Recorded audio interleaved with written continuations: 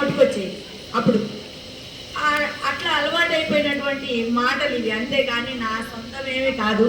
మహానుభావులు అంటూ ఉంటే వాళ్ళ మాటలు విని పెరిగినటువంటి దాన్ని కాబట్టి వారి మాటలే ఇలా చిలక పలికినట్టుగా పలుకుతున్నా అంతే.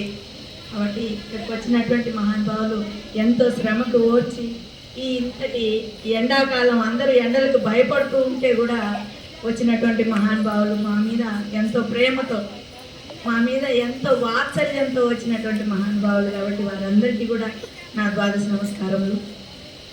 ఇవన్నీ మాటలు కూడా మా అన్న పీఠాధిపతులైనటువంటి శాంతానంద స్వామి చెప్పాలి, కానీ ఆయన మౌనానంద స్వామి అని పెట్టుంటే బాగుండేదేమో. ఇంకా శాంతానంద స్వామి అని చెప్పినారు. శాంతంతో పాటు మౌనం కూడా రెండు.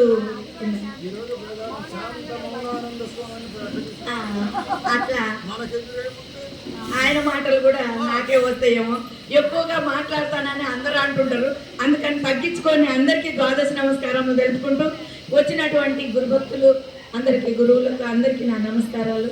అందరికీ కూడా ద్వాదశ నమస్కారాలు సమర్పించుకుంటూ జై సద్గురు బ్రహ్మరాజుకి జై.